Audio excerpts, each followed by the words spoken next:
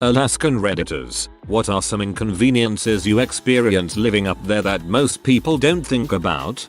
Frozen locks. Buy a lock de-icer so you can get in your mailbox or car. Ravens. Ravens everywhere. Ravens in your yard stealing dog food. Ravens in your dumpster. Loud obnoxious flocks of 50 frickin' ravens that never shut up from 4 AM until 1 AM. Moose that come into your yard every time the snow is deep and eat every rosebush you spent years tending. You can yell, clap your hands, jump up and down cussing a blue streak and the dumb fricks just look at you like, what? You serious? Come with me bro. The produce is expensive and often not that great. Think Budget Mart produce at Whole Food prices. Woot and Sumo bean bags used to straight up not ship to Alaska or Hawaii, but will now for an additional charge. IKEA still won't, like your address is invalid, and they won't even quote a shipping cost. It is an option to not ship to Alaska on Amazon, so many vendors don't. Sometimes even something like a handful of bolts that could be put in an envelope and shipped via USPS for $1, they still won't ship it. Also, sometimes wildlife gets in the way. A moose is blocking my car is a valid reason to be late to anything. The lack of decent produce was the only downside of living there for me. We ate a lot of squash, onions and potatoes. Seemed to be all that we could get that looked like it wasn't almost ready for the compost. Poopsicles, or poonicorns, depending on who you talk to. For those of us living in dry cabins, no running water flush toilets, hence, just outhouses. The cold winter months tend to freeze your outhouse droppings into an increasingly tall stalagmite of crap. Every so often, you need to grab a stick and knock it down a few feet so you don't accidentally impale your butt. On the bright side, being able to see aurora from your outhouse at 2 AM while you take a dump pretty much makes up for the poopsicles. I call it Mount Chocula. The internet is crazy expensive, and it's also data capped. Something I honestly never heard of before I arrived here in Anchorage. If you are an avid Netflix or Hulu watcher gamer, you're going to be looking at paying a good amount. For perspective, I paid $50 a month for an uncapped 50 millibars a second plan back in Texas. Up here, the same speed is $85 a month, but it's capped after 150 GB, so you can easily burn through it streaming. Good thing there is lots of stuff to do outdoors. This is what I came here to say. Our internet is so terrible and so expensive. Runoff, or when the snow melts in the spring, can be brutal. Inches of snurt, snow dirt, and snow mud. You end up buying 100 gallons of windshield wiper fluid. Stupid smart weather. Ice fog, which is fog so dense you can literally cut it with a knife. You can't see 5 feet in front of you. Try driving in it, and it really feels like walking through ice. I try to explain it to people but I can never quite get across what a weird thing it is. It can feel like you're trapped because it costs a small fortune to go almost anywhere. My family is in Florida, which I realize is about as far from Alaska as you can get in the US, and it cost my husband and I $2,000 to fly home one Christmas. It cost my aunt and uncle less to visit my cousin in Germany. I was thinking about young people who grew up in Alaska their whole life. It must be somewhat daunting to feel like you're trapped somewhere as a teenager in the sense of, I'll never make it out of here simply because you're so isolated, geographically, from the rest of the world. Nothing from Amazon will arrive when you want it to. If you move up here, just accept that. Moose, no matter where they are, always have the right of way and they happen to be chronic jaywalkers. We have 2 seasons, winter and construction. Both can severely hamper traffic movement. You will at some point be asked by a relative or acquaintance from the lower 48 if you can see Russia from your front door. The best answer to this question is no. Putin's Memorial Center obstructs our view of the Russian mainland. Loved it when I lived between Anchorage and Fairbanks, knowing the dang delivery trucks would drive right past my area and go to Anchorage, and then head back. Hey, yay. Now it's a week later than I was expecting it. If you go grocery shopping in the winter, you have to remember to put your fresh produce in the cab of your truck. If not, it will freeze on the drive home and then turn to mush when it thaws. I like this one. It's something very simple that you just know transplanters have done at least once. Makes sense, but easy to forget. 9 months out of the year, If you go outside it will be dark and you might not see the patch of ice that causes you to slip and fall and hit your head and die. That, and the abundance of terrible folk bluegrass music. During the winter it's frequently cold enough that cars won't start if they sit for more than a few hours without running. The fix is to have a number of electric heaters installed on various parts of the engine and transmission. An oil pan heater, a battery heater, a transmission oil pan heater, an engine block heater, etc. These are all connected to a plug at the front of the vehicle. Most businesses will have outlets at each employee parking spot so that the folks who work there can start their cars at the end of the day. Basically lifelong Alaskan here. Other than a few years in New York during my mid-teens, I've lived up here my whole life. Yes, it's cold. One of the inconveniences of this is having to install multiple heaters in a car so that crap like oil doesn't freeze. You also have to plug in your car every day, unless you want it to basically die. It's also very dark. Most days from early November to late January, I will barely see the sun, leaving at about 8:30 for work and coming home at around 4. It will be dark. The worst part is when it gets warm. Actually, roads become a thick, slushy mess, and depending on the weather, there will also be multiple freeze-thaw cycles that happen overnight, which compound to make driving a tiny slice of heck. Things are much more expensive here. Most fresh produce and dairy products are close to twice as expensive. I can drive for 6 hours in 3 cardinal directions and be in the same state. Shipping for basically anything from sites like Amazon is heck. This is doubled for eBay. The worst part, however, is the isolation. There's hundreds of thousands of square miles of literally nothing, and you can go for miles between villages without any form of available communication or respite. Our state is naturally a prime area for scientific experiments and the like, and that mostly involves going out to extremely remote areas with nothing but a satellite phone that could stop working at any moment. Not to mention the thousands of indigenous people who hope that someone doesn't decide to murder them because it can state troopers days to respond to calls in some areas. I'm willing to answer any questions that you have about the state and or how many bad bluegrass festivals are here.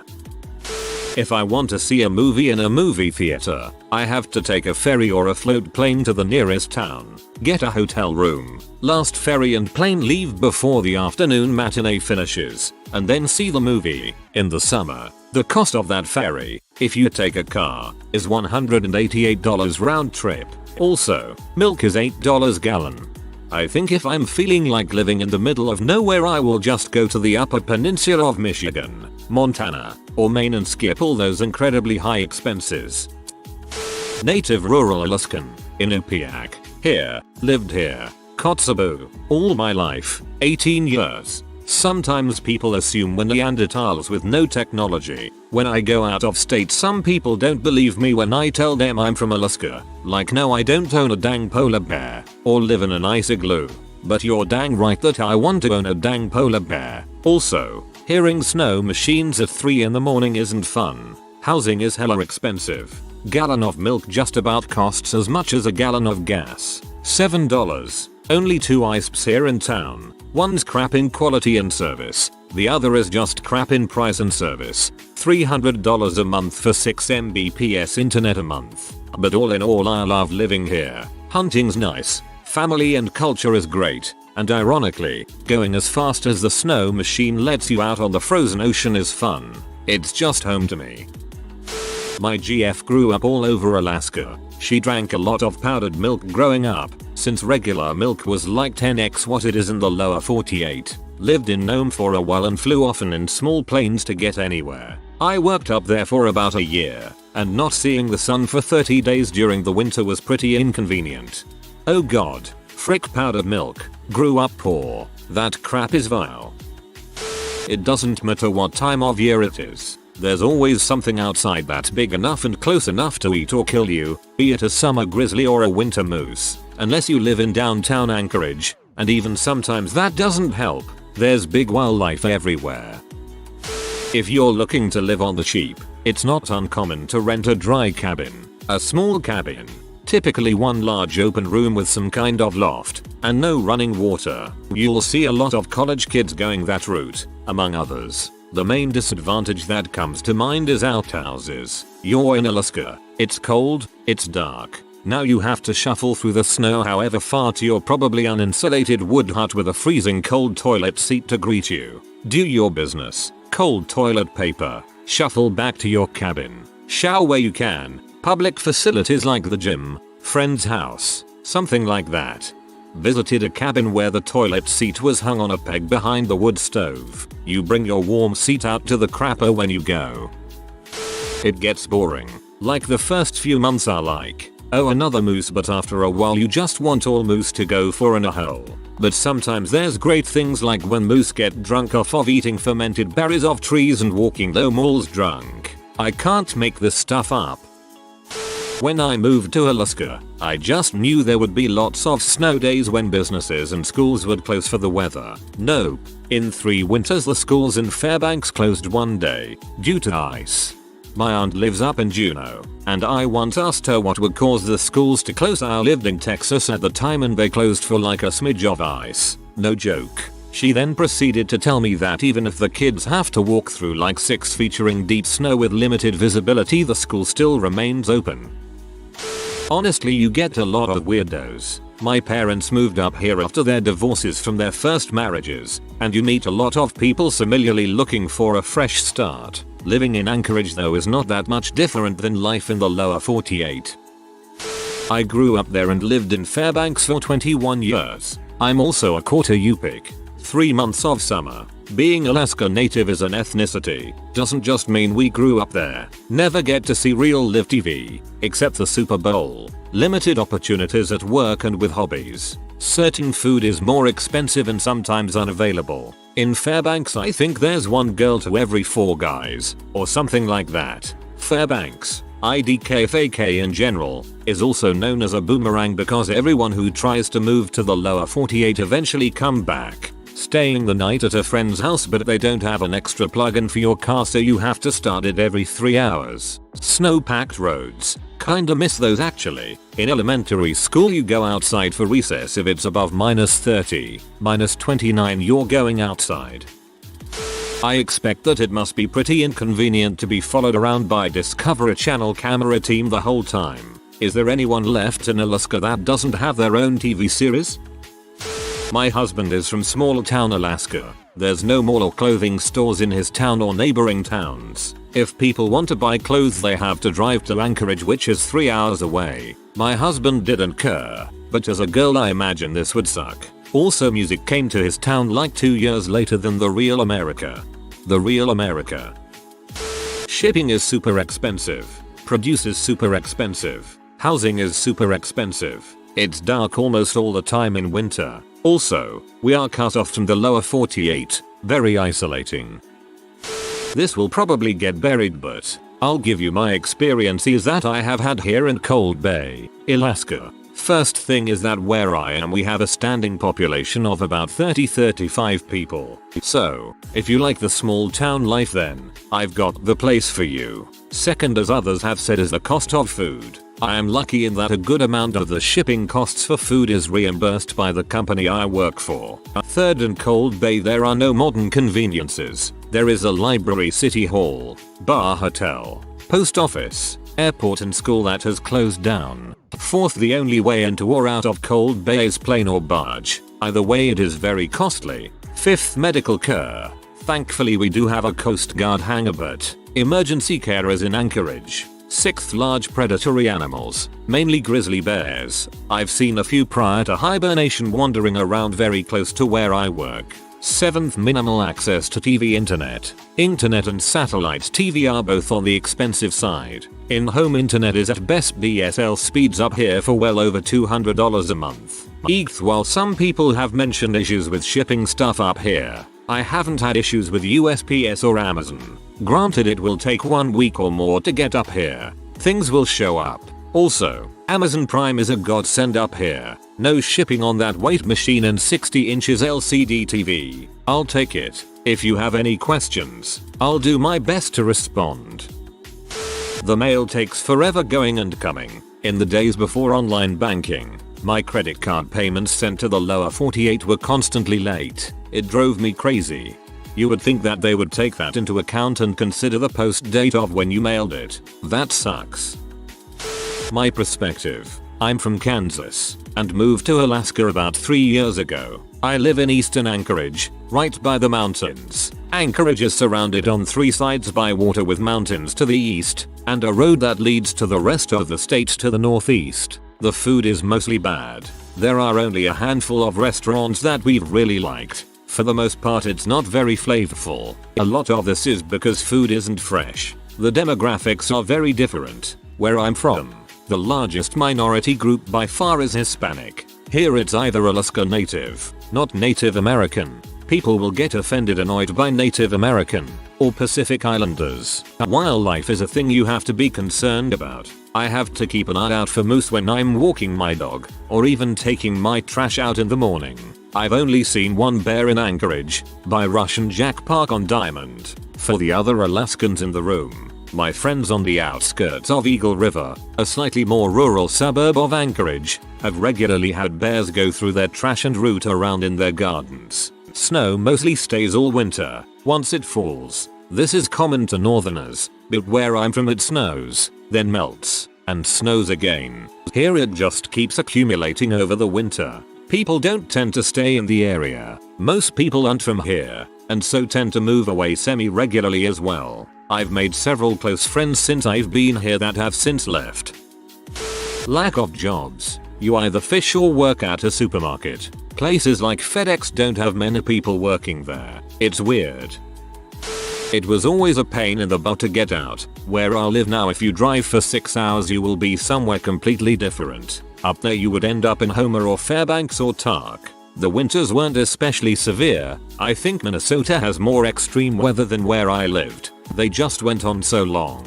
October through April, sometimes a foot of snow on the 31st of May. No green grass till June. What's up fellow Midwestern comrade? I live on the south shore of Lake Superior and I can relate to many of the things in this thread. Also, people don't realize that we get way more snow than Alaska, especially since my town is in the middle of the snow belt. My neighbor had a mirror when I lived there. It was one of those curvy ones. He would direct it towards my house and slowly melt the snow so it trickled down and froze on my door while I was at work. Ever have to chip your way into your own house with an axe? That son of a bee. That's brilliant. Lifelong Alaskan here. I'll add something even less people think about. I work in a tattoo shop and all the time I hear people say, well, back home X cost Y. Why is it so much more expensive? Now, most people would say because Alaska, and they'd be partly right, but mostly wrong. Certain things up here are more expensive because of the lack of labor pool and lack of a market flooded with crap. Saying it's just a tattoo piercing is like saying it's just a car. A Rolls Royce is not the same as a Kia. Granted, there are some Kia level artists charging Rolls Royce prices, but that's your own dang fault for not doing a little looking into who's doing your work. Certain things up here are more expensive because of the lack of labor pool and lack of a market flooded with crap. So basically because Alaska. Not really an inconvenience, but funny annoying nevertheless. My dad lived up in Alaska for a few years. When he drove back down to the 48 he still had his Alaska plates, and you would not believe the random strangers who would come up and ask about Alaska. We were driving along the Southern California border in the middle of summer and oh boy, do you guys have, like, roads up there, and but it's winter time right now up there, right? Because it's summer here. That's just who that I remembered best. We got waved through all the border patrol checks without even a second glance though, so that was quite nice. You guys in the lower 48 have no idea how lucky you are to have such clean cars all the time. 99% of the cars up here are half dirt colored and half whatever the actual color of the car is. Whenever I go to another state it's like everyone just got out of the car wash. You'll need to sign up with US Global Mail Forwarding Service. You get an address in Houston and they forward anything you can order to anywhere in the world by whatever method you choose. The craziest thing that I discovered about Alaska, after growing up in Anchorage and never thinking about it, is that in most communities, there is no way to get anything to you that doesn't fit in a Cessna or Twin Otter for 10 months of the year. This means that if you are the mayor of a small town off the road system and you need some more diesel to keep the town's generators running, you need to order it, wait for the river you live on to thaw in May, get the fuel shipped to some tiny town, like Dillingham, from Seattle or Anchorage, send a second ship that is capable of both ocean travel and river travel from Dillingham up to your village, unload it somehow, and get the ship the heck out of there before winter. On this boat you will no doubt find the 15 pieces of heavy construction equipment needed to build the 2 houses that are being built in your town this year. They will be built in a jiffy that summer while the ground is not frozen, but then it will be too late to get them out of town on another boat before winter, so you'll pay to rent them for a year. I'm not Alaskan, but my best friend's wife is. When her family goes to use the outhouse, they have to yell the entire time so that they don't startle any bears. It usually is something along the lines of, "Hello bears, I'm a human, over here, yelling so I don't surprise you. Just walking to the bathroom, now I'm on the toilet, going potty, okay, walking back to the house, goodbye bears."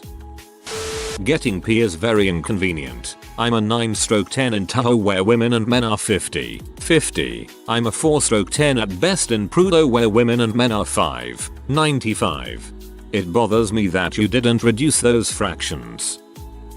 You get more energy in the summertime, like your body was starved for sunlight all winter, but you were unaware until the sun comes back in the spring. I can't go to the grocery store without bumping into and speaking with 10 of my neighbors. Small town. Everyone knows literally everyone. Having to answer questions about Sarah Palin, polar bears, igloos, and the free money when visiting the rest of the country. Honestly the first one and the most inconvenient. My default, we are very thankful that she now lives in Arizona. The price of perishables and cigs. I always brought a carton with me when I had travel up there because a single pack was over $7 in 2006. The cost of a gallon of milk was also really surprising. Something like $12 in Fairbanks.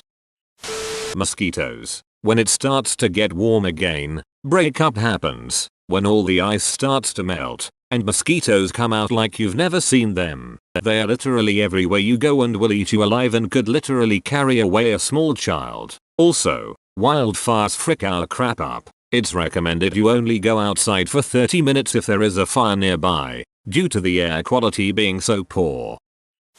I think the majority of people will never feel they are doing what they love for a living.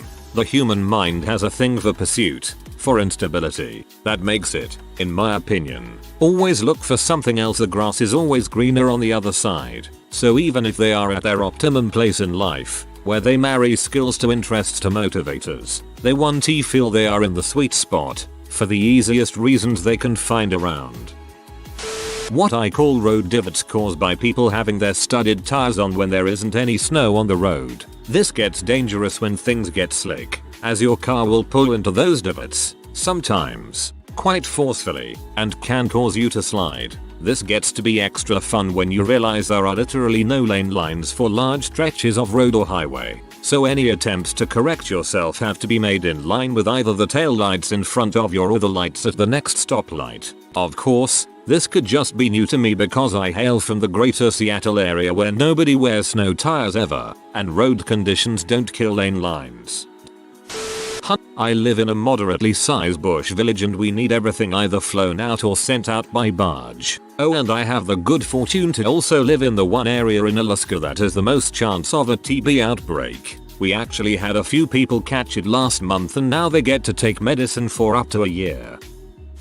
I'm a lifetime Alaskan. Something lower 48ers don't get is how goddamn big the state is. If you wanna drive from Fairbanks to Anchorage it's gonna take 8 hours. And that's not counting traffic in Wasilla and cross-jaw road construction.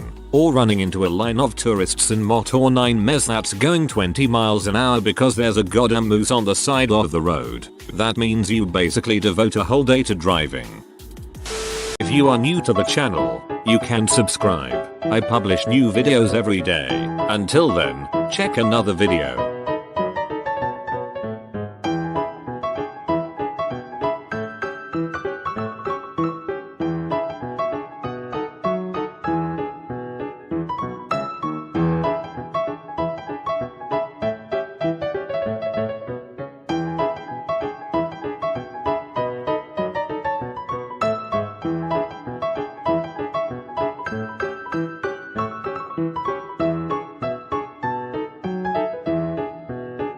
Bye for now.